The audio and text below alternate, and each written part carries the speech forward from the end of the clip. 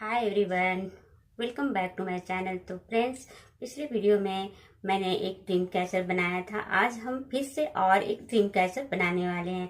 तो आज हम ये वाली बनाने वाले हैं। आप देख सकते हैं कि कितनी प्यारी लग रही है। तो आज हम इसी ड्रीम कैचर को बनाने वाले हैं। तो सबसे पहले हम इसका सेंटर पार्ट तैयार करेंगे, उसके बाद में हम उसके टैसल्स बनाएंगे। तो चलिए बनाना स्टार्ट करते हैं। ये वाली जो ड्रीम कैचर है ना, वो क्रोशिया ड्रीम कैचर है। तो दिखने में काफ़ी अच्छी लगती है। आप देख ही सकते हो कि कितनी अच्छी लग रही है। तो चलिए बनाना स्टार्ट करते हैं। तो इस तरह के ड्रीम कैचर्स बनाने के लिए हम इस तरह के बहुत ही पतली यान का यूज करेंगे। आप देख सकते हैं कि इस तरह बहुत ही ये पतली यान है और इसके लिए हम इस तरह की हुक का इस्तेमाल करेंगे। तो आप इस तरह से देख सकते हैं कि बहुत ही पतली ये हुक है। इसी से हम बनाना स्टार्ट करते हैं। तो बनाने के लिए सबसे पहले मैजिक सर्कल बनाते हुए 10 डबल क्रोशिया बनाकर रेडी कर लेनी है। आप वीडियो में देख सकते हैं कि मैं किस तरह से इन्हें बना रही हूँ।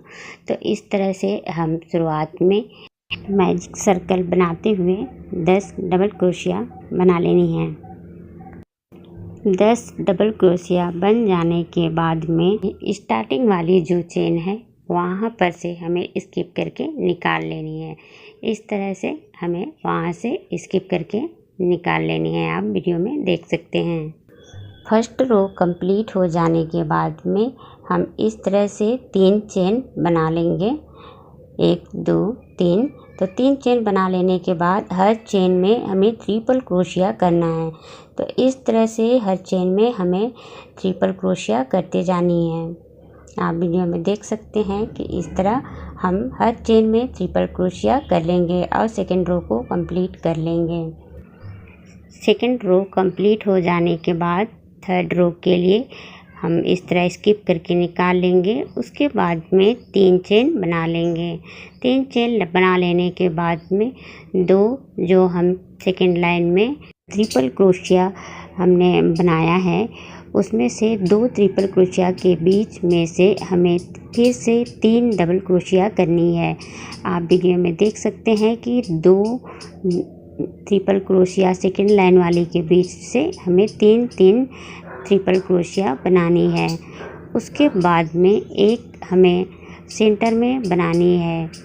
आप वीडियो में देख सकते हैं कि मैं किस तरह से कर रही हूँ। सेंटर में 3 फिर और चेन वाले में 1 कर रही हूँ। इस तरह से 2 ट्रिपल क्रोशिया के बीच में टोटल 4 ट्रिपल क्रोशिया बना रही हूँ। तो इस तरह से बनाते हुए हमें थर्ड लाइन को कंप्लीट कर लेनी है।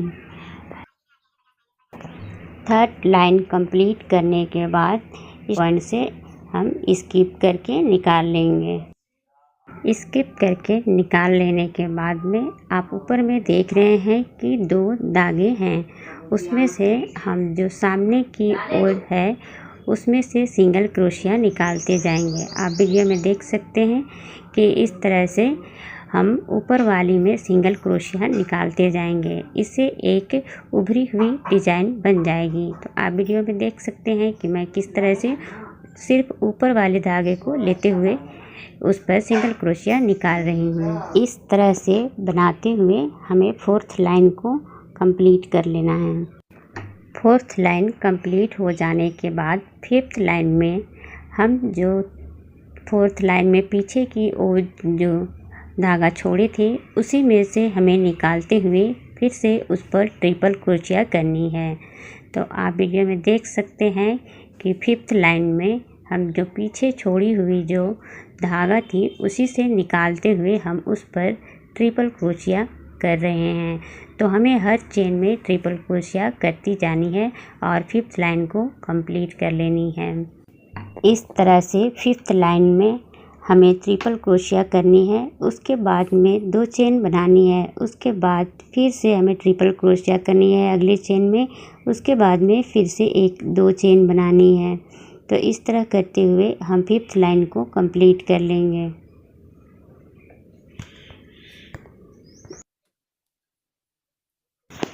तो आप देख सकते हो कि इस तरह की डिज़ाइन बनने के बाद कैसी लगती है। तो आप देख सकते हैं कि हमारी 5th लाइन बनने के बाद आगे में एक उभरी हुई डिज़ाइन बन रही है और इस तरह से बनती हुई जा रही है। तो इसे बना के हम कंप्लीट कर लेते हैं 5th लाइन को। 6 रो में भी हमें ट्रिपल क्रोशिया करती जानी है, लेकिन हर 3 ट्रिपल क्रोशिया के बाद हमें 6 चेन बनानी है। आप देख सकते हैं कि मैंने किस तरह से किया है। तो इस तरह से हर 3 ट्रिपल क्रोशिया के बाद 6 चेन बनानी है। उसके बाद में फिर से 3 ट्रिपल क्रोशिया करनी है और इस तरह से करके 6 लाइन कंप्लीट कर लेते हैं। 6 रो कंप्लीट हो जाने के बाद में हम उसके स्टार्टिंग पॉइंट से स्किप करके निकाल लेते हैं। 6 चेन बनाने के बाद स्टार्टिंग पॉइंट से स्किप करके हम इस तरह से निकाल लेते हैं। उसके बाद में हम 7th रो बनाते हैं। 7th रो में स्टार्टिंग में हम फिर से 6 चेन बना लेते हैं। 6 चेन बना लेने के बाद में जहाँ पर भी 6 चेन हम बनाए हैं वहाँ पर फिर से 6 ट्रिपल क्रोशिया करते जानी है। इस तरह से 6 रो में जो हम 6 चेन बनाए हैं वहाँ पर हमें 6 ट्रिपल क्रोशिया करते जानी है और जो 3 है वहाँ पर भी हमें 1 चेन बनानी है। इस तरह से टोटल 7 हमें ट्रिपल क्रोशिया बना लेनी है 7th लाइन में।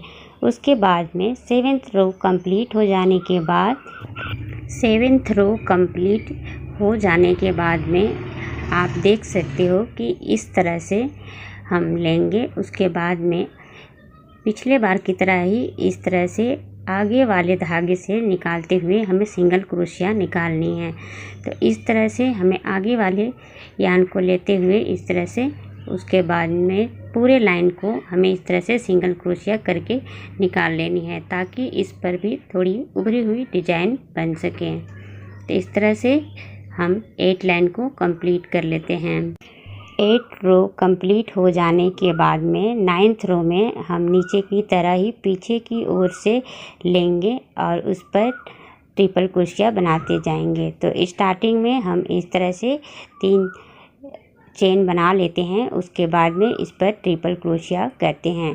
तो इस तरह से हम एक जगह पर 2 ट्रिपल क्रोशिया करते जाते हैं और एक जगह 2 ट्रिपल क्रोशिया करने के बाद में हम 3 चेन बना लेते हैं। उसके बाद में 3 चेन बनाने के बाद में हम फिर से तीसरे वाले 2 चेन को छोड़कर तीसरे वाले चेन से फिर से वहाँ पर 2 ट्रिपल क्रोशिया बनाते हैं। तो इस तरह से 9th लाइन में हम 2 ट्रिपल क्रोशिया बनाने के बाद 2 चेन छोड़कर फिर से 2 ट्रिपल क्रोशिया बनाएंगे और इस तरह से करते हुए पूरे 9th लाइन को कंप्लीट कर लेंगे। 9th रो कंप्लीट हो जाने के बाद लास्ट एंड 10 रो में हम हर चेन में सिंगल क्रोशिया करते जाएंगे और सिंगल क्रोशिया करते हुए लास्ट लाइन को कंप्लीट कर लेंगे। इस तरह से हमारी जो ड्रीम कैचर है उसका सेंटर पार्ट टोटल 10 रो में कंप्लीट हो जाती है और लास्ट वाली जो रो है उस पर हम सिंगल क्रोशिया करते जाएंगे हर चेन में और पूरा सेंटर पार्ट बनकर रेडी हो गया है। आप इसका फाइनल लुक देख सकते हैं बनकर ये कैसी लग रही है। इस तरह से ड्रीम कैचर का सेंटर पार्ट बन जाने के बाद में हम इस तरह की वुडन सर्कल लेंगे। आप मेटल का भी ले सकते हैं लेकिन वुडन की मुझे काफ़ी अच्छी लगती है, सो मैं वुडन की सर्कल ले रही हूँ। उसके बाद में हम इसे सेम कलर की यार्न से कवर कर लेंगे।